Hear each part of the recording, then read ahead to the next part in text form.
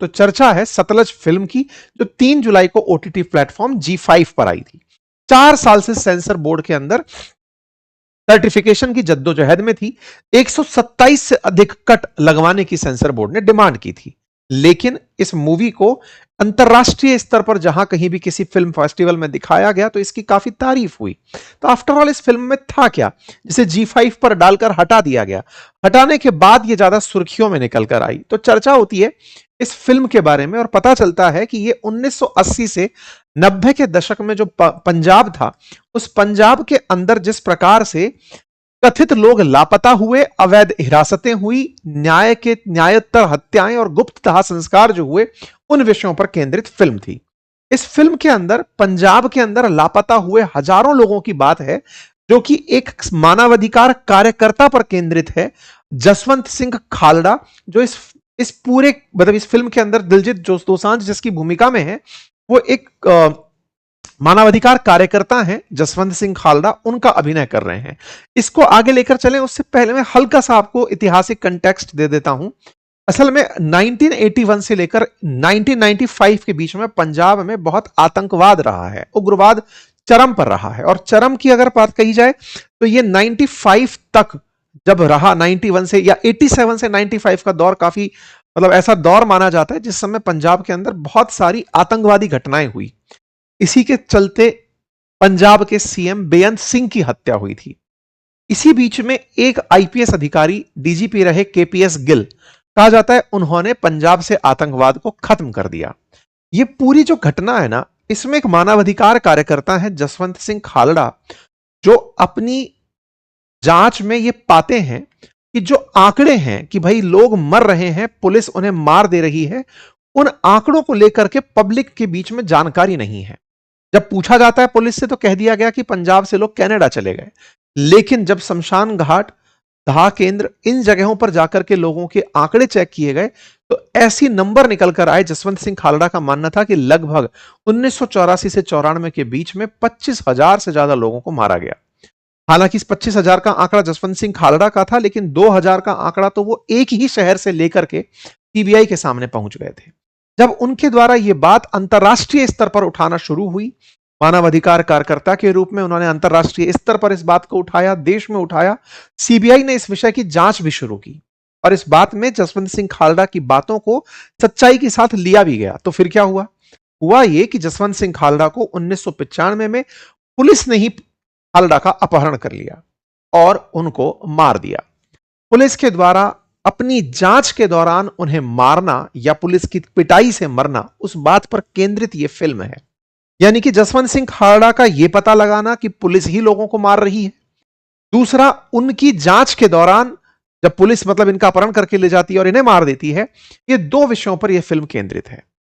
मतलब इन्होंने अपने कार्यकाल में पंजाब के अंदर मतलब लोग जो गायब हो रहे थे उनके ऊपर यह पूरी रिसर्च इनकी थी मानवाधिकार कार्यकर्ता के रूप में। तो जो दिलजीत दोसांझ हैं वो इन्हीं का रोल निभा रहे हैं। इनकी हत्या हो गई। जिन पुलिस वालों ने हत्या की उनको सीबीआई ने उस केस को पूरी तरह लिया। अदालत के फैसले आए, उनमें से कई पुलिस अधिकारियों को तमाम प्रकार की सजाएं हुई। अपहरण और हत्या का मुकदमा चला और पंजाब हरियाणा की उच्च न्यायालय ने सजा को बरकरार रखते हुए अधिकतम दोषियों को उम्र कैद की सजा सुनाई। और सर्वोच्च न्यायालय ने भी जिन पुलिस वालों ने इस कृत्य को किया उन्हें भी मतलब वही सेम सजा उन्होंने भी आगे तक जारी रखी। तो कुल मिलाकर के इस फिल्म के अंदर दो तरह की चीजें दिखाई गई कि साहब 25,000 अवैध कत्ल, किडनैप के बाद मर्डर, ये सब कैसे हुए और राज्य इस तरह की हरकतें कैसे कर रहा था, यह बात दिखाने का इस फिल्म के अंदर प्रयास हुआ है। जब यह बात प्रयास हुआ तो इस फिल्म को आने से रोक दिया गया। अब इसमें ऐसा क्या हो सकता था? तो हो सकता था कि 1980 से 95 के बीच का जो दौर था, जिसमें 1984 के अंदर हुआ ऑपरेशन ब्लू स्टार भी शामिल है, जिसके अंदर अमृतसर के स्वर्ण मंदिर के अंदर फोर्सेस ने घुस करके खालिस्तान के जो समर्थक थे या खालिस्तान को चाहने वाले जो आतंकवादी थे उन्हें मार गिराया था। भिंडरेवाला के बारे में आपने सुना हो। तो असल में इस पूरी कहानी के अंदर उस पूरे दौर को संभवतया दिखाया गया हो या उसकी चर्चा हो, जिससे खालिस्तान आंदोलन फिर से भड़क जाए, ऐसा सरकार को लगता है। ये सरकारी सूत्रों के हवाले से जो मीडिया में चल रही बात है वो ये कि इस फिल्म ने उस दौर की घटना को, जो आतंकवाद रहा पंजाब के अंदर, उसको हाईलाइट किया है। अब पंजाब आतंक से फ्री है, लेकिन खालिस्तान की मांग दुनिया के कई कोनों में खालिस्तान समर्थक उठाए चल रहे हैं। लेकिन अगर इस बात को यहां पर फिर से हाईलाइट किया जाए तो लोगों को फिर से पुराने दौर में धकेला जा सकता है। इस बात को ध्यान में रखते हुए इसको रोक दिया गया। ये मीडिया के अंदर खबरें सरकारी सूत्रों के हवाले से वाली चल रही हैं। खैर, तो फिलहाल के लिए इनके बारे में हम बात कर लेते हैं। आप सरकारी बैंक में काम करने वाले व्यक्ति थे, सहकारी बैंक में काम करने वाले व्यक्ति थे, और इन्होंने लोगों के दस्तावेज इकट्ठे करने शुरू किए और इस मामले को इंटरनेशनल लेवल तक पहुंचाया। एनएचआरसी के पास गए, सीबीआई के पास गए, कोर्ट तक भी यह मामला लेकर के पहुंचे। सीबीआई ने खुद 2097 में मौतों की पुष्टि की कि हां, अवैध अंतिम संस्कार हुए हैं। ये इन्होंने अपनी तरफ से बातें रखी। इनकी जब बातें हुई, यानी कि जब इनकी बातें पब्लिक होने लगी, तब इसके बाद में 6 सितंबर 1995 को इनको इनके अमृतसर वाले घर के बाहर से पुलिस वाले उठाकर ले गए और जबरन उठाकर ले गए और इन्हें मार दिया। इसके बाद ही यह केस सीबीआई ने अपने हाथ में लिया और 9 पुलिस अधिकारियों के खिलाफ हत्या और अपहरण का केस चलाया गया। सुप्रीम कोर्ट ने पुलिस अत्याचार कानून पर हमला है यह अपने आप में कहते हुए सारे के सारे अपराधियों को सजा की जो भी सजा थी वो सजा सुनाई, और सुप्रीम कोर्ट ने उस फैसले को बाद तक जारी रखा। हालांकि इस समय के डीजीपी केपीएस गिल का भी एक आरोपी के द्वारा नाम लिया गया, लेकिन बाद में उन्हें इस पूरे मामले से अलग रखा गया। केपीएस गिल का नाम फाइनली इसमें नहीं आया। दिलजीत दोसांझ 2022 में इस फिल्म को बनाने के लिए तैयार हुए, जब फिल्म के निर्देशक हनी त्रेहान ने उनके सामने कोविड के टाइम पर इस कहानी को रखा था।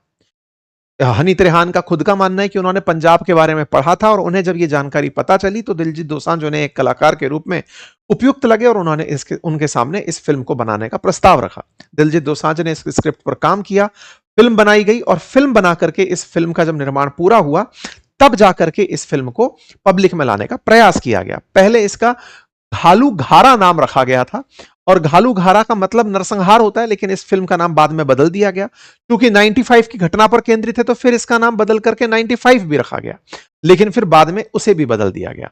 उसके बाद में सीबीएफसी जो सेंट्रल फिल्म प्रमाणन बोर्ड है उसके पास इस फिल्म को भेजा गया दस्तावेज सत्यापन के लिए, लेकिन वहां पर इस फिल्म को रोक दिया गया। बाद में इसे हाईकोर्ट में भी चैलेंज किया गया, लेकिन हाईकोर्ट ने भी कुल मिलाकर इस बात पर कोई भी अपनी तरफ से राहत नहीं दी। इसके बाद जसवंत सिंह खालरा बायोपिक के अंदर जो सीबीएफसी को लेकर कट की बात थी वो तमाम अदालती पहलुओं से गुजरते गुजरते पता चला कि इस फिल्म को थिएटर में तो नहीं रिलीज किया जा सकता। तो घल्लू घारा से लेकर पंजाब 95 तक की पूरी कहानी चल रही थी। इस बीच में इस फिल्म को 2023 के अंदर टोरंटो इंटरनेशनल फिल्म फेस्टिवल के अंदर पब्लिक किया गया, लेकिन बाद में फिर सरकारी प्रतिक्रियाओं के चलते बाकी इंटरनेशनल फिल्म फेस्टिवल से भी इसको हटा दिया गया। कुल मिलाकर के ये फिल्म अब जाकर के सतलज नाम से ओटीटी प्लेटफॉर्म G5 पर रिलीज कर दी गई। जब ये रिलीज हुई 2026 के अंदर, जुलाई के अंदर, अभी 3 तारीख को, तो 2 दिन ये फिल्म रही, और उसके बाद में क्योंकि सेंसर बोर्ड ओटीटी पर काम नहीं करता तो ऐसे में इन्होंने ओटीटी प्लेटफॉर्म पर इसे रिलीज कर दिया। जब ये प्लेटफॉर्म पर रिलीज हुई तो लोगों ने इसे देखा, इसके बारे में चर्चाएं हुई, सतलज के नाम से फिल्म आ गई है, लेकिन तत्काल प्रभाव से 2 दिन बाद इस फिल्म को वहां से हटा दिया गया। जब यह फिल्म हटी तो दिलजीत दोसांझ ने अपने फैंस के साथ बात करते हुए अपनी घोर निराशा व्यक्त की। G5 ने हालांकि इस पर कोई जवाब नहीं दिया। उनका कहना है कि जल्दी इसको लाने के सारे प्रयास किए जाएंगे। ओटीटी रिलीज के 48 घंटे बाद बैन हो जाने पर फैंस में जो निराशा थी अब वो सोशल मीडिया पर चर्चा का विषय है। ये वो कारण है जिसके चलते ये फिल्म का और पूरी कहानी का मसला हमने आपके सामने रख दिया है। अब सबसे बड़ा सवाल यह है, सरकार क्या कर रही है? तो सरकार ने इस फिल्म को फिर से एक बार रिव्यू करने का फैसला किया है। अपने स्तर पर, कमेटी स्तर पर इसकी जांच की जा रही है।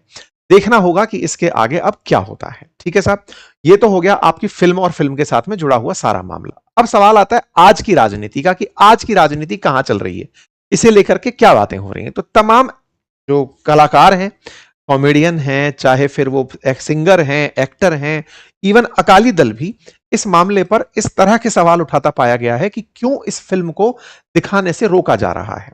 उस समय पंजाब के अंदर कांग्रेस सरकार थी, तो क्यों कांग्रेस के द्वारा किए गए कृत्य को दिखाने से रोका जा रहा है।